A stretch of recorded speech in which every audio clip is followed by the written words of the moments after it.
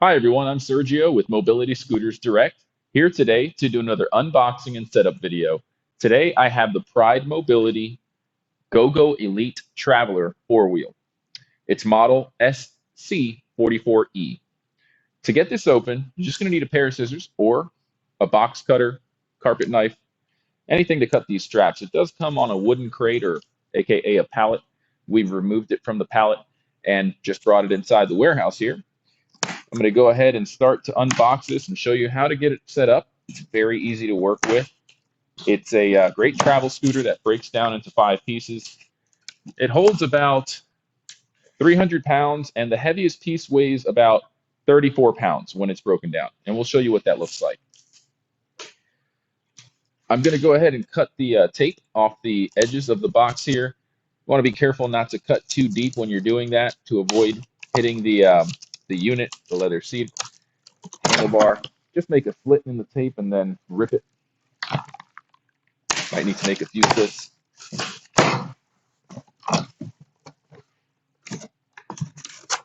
The standard cardboard box with 4 lid slats at the top.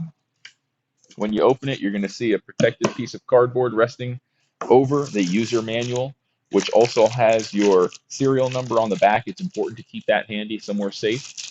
Read through it, and you'll notice it does come with a set of pins, some hardware there for the armrests and the seat post to adjust the height.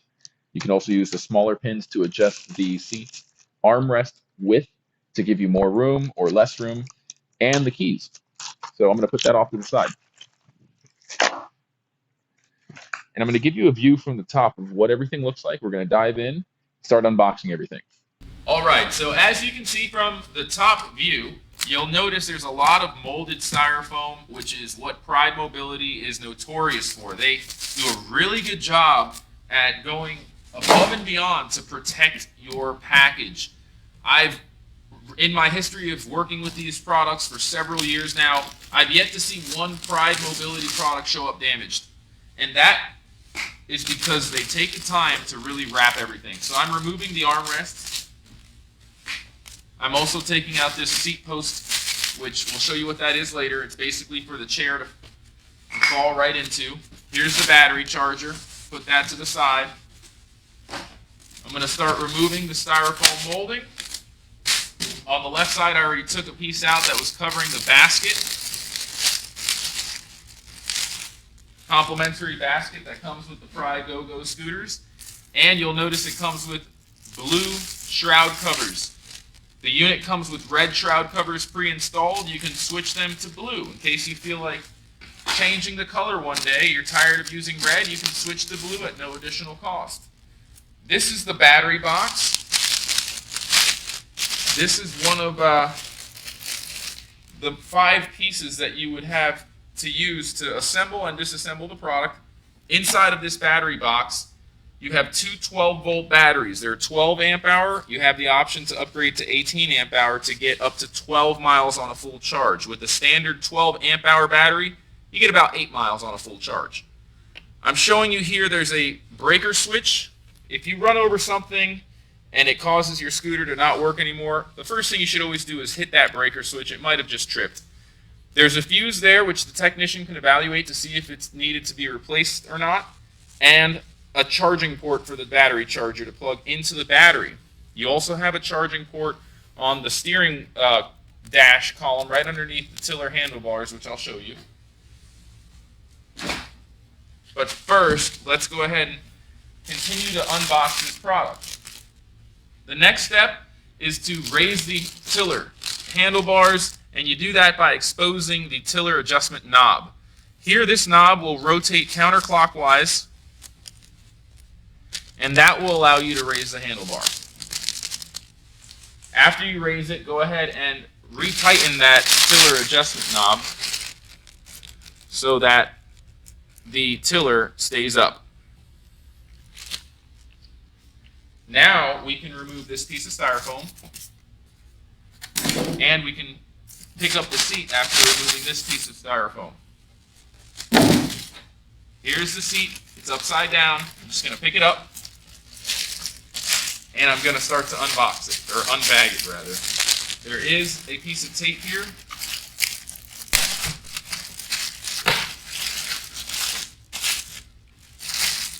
what's nice about this chair is that it folds, and it has an accessory hitch port to install a rear basket, cane holder, crutch holder, you name it. It's pretty much a universal 1-inch square hitch port. And on the side is where we're going to put that post pin that was in the bag with the user manual if you want to attach an accessory. You're going to put that off to the side. Take off the last piece of cardboard that's resting on the deck of the scooter. So as you can see now, the scooter is pretty much fully exposed inside of the box. I'm going to tuck the plastic to the side because what we're going to do next is going to involve rolling the scooter right out of the box. I'm going to rotate the box right now to face it forward. And at this point, we're going to get ready to unbox it. Now, if you look on the side of the box, the right side lid, you'll actually see a diagram.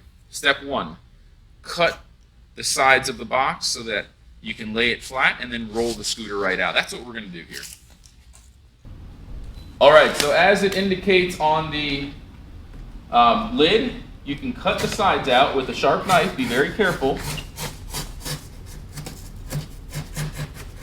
This does require either a box cutter blade or a sharp knife. I'm using my fishing knife, my handy dandy knife that I always carry on me, and you never know when you need it.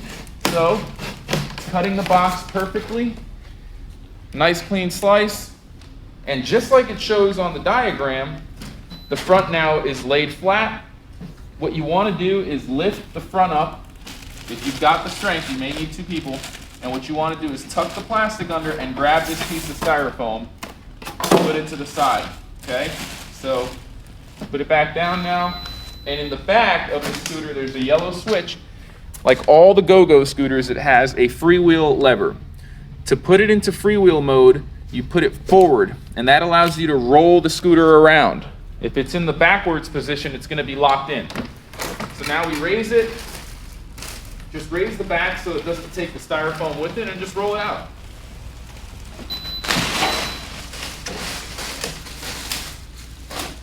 We're free. We're out.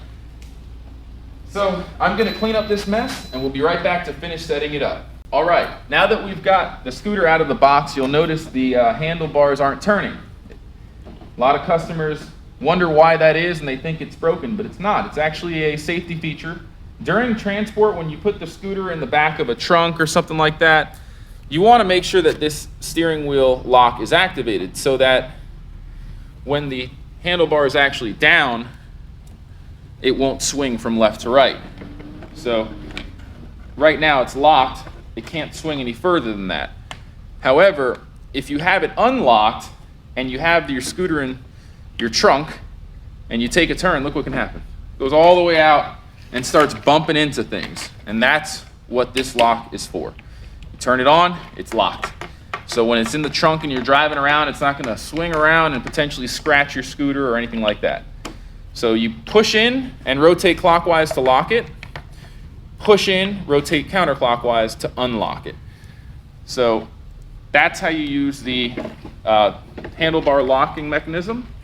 And I'm just using the tiller adjustment knob that allows you to control the tilt on your tiller. It allows you to bring the handlebars closer to you or further away from you. And we're going to show you now how to put this unit together. The first thing you'll want to grab is this metal seat post. This is going to mount into the base of the scooter,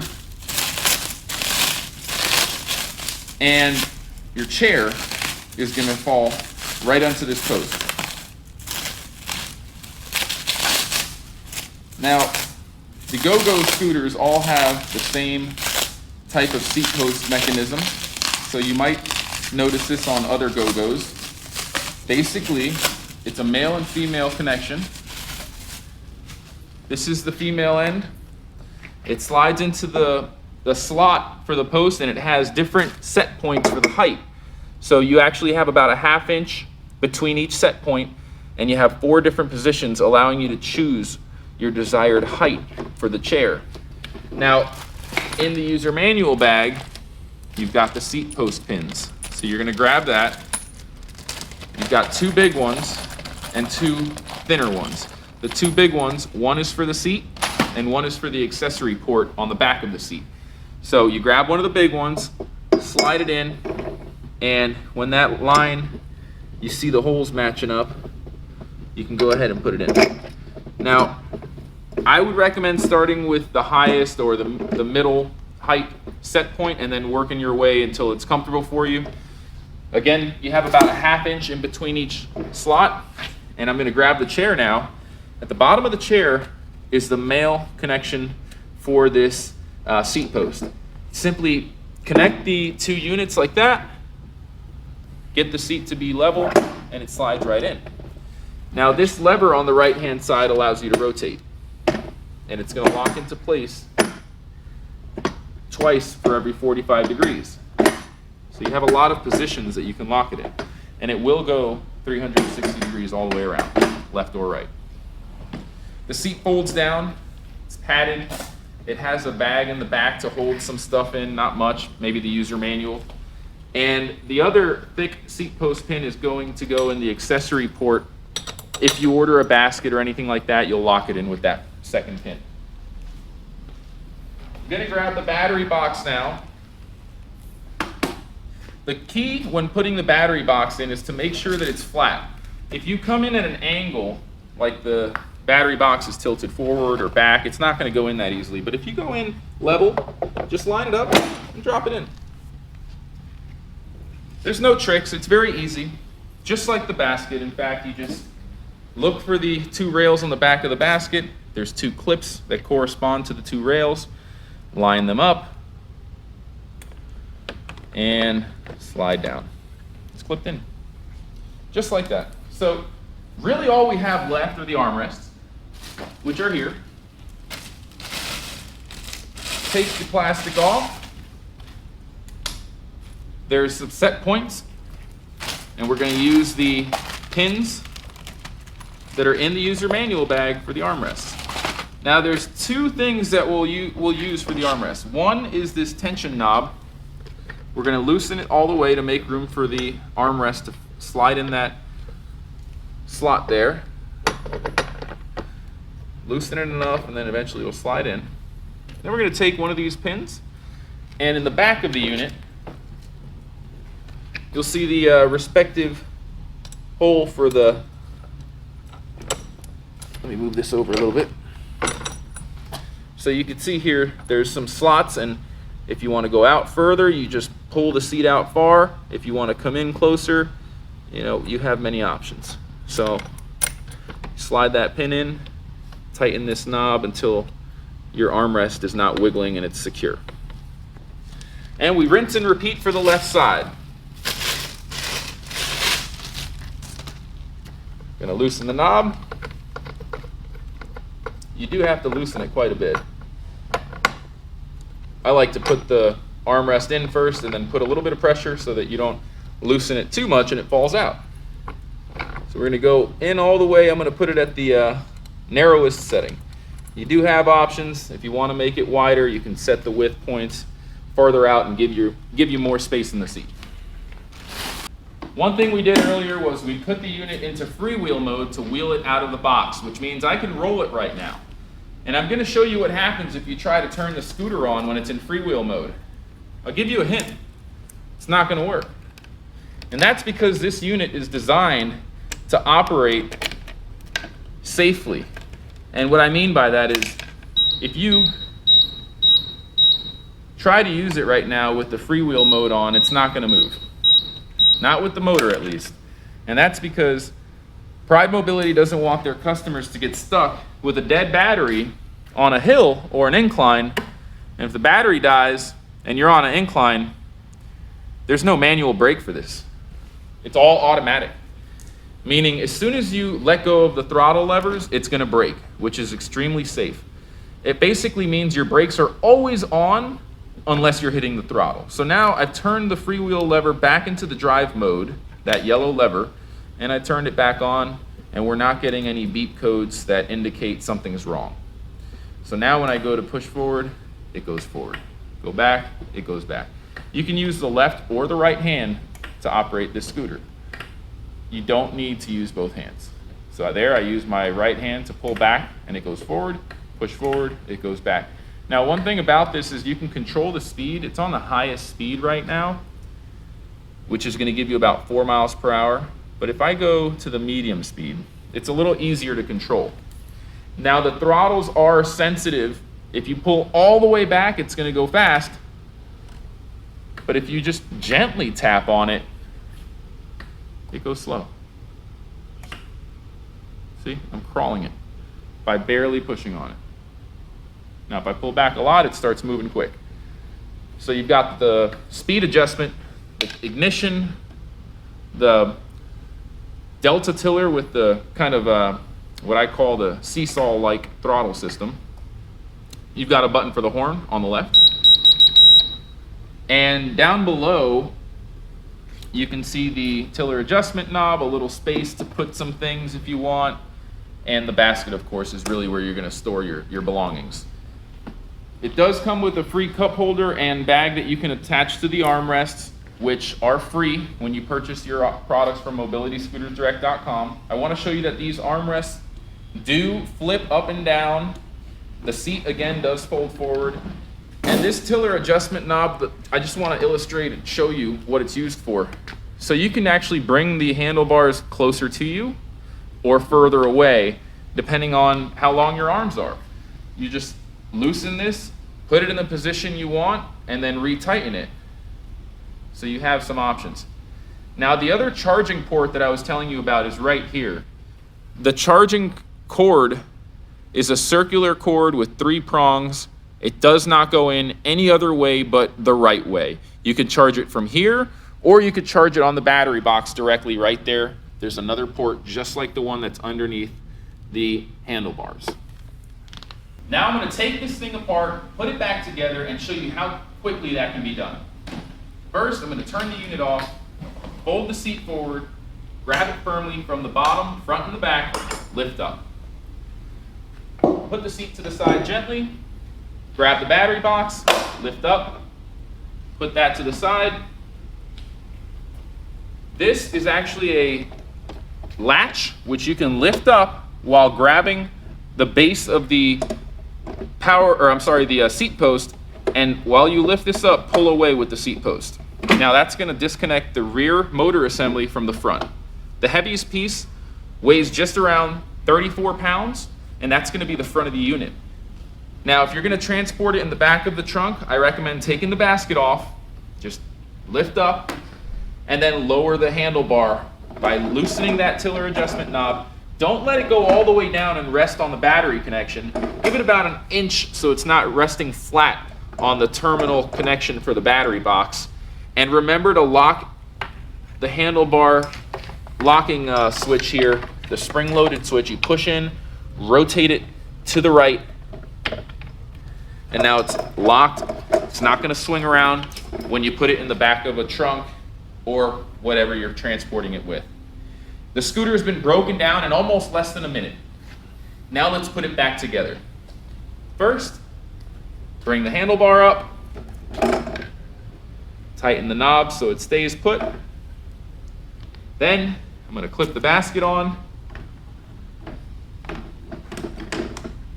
Next, I'm going to grab from the seat post with my left hand. I'm going to lift this up, and I want to show you there's 2 hooks with green strips on it. Those green strips are meant to go on the black bar here. There was a green strip on the left, it might have fallen off. They're supposed to line up right here.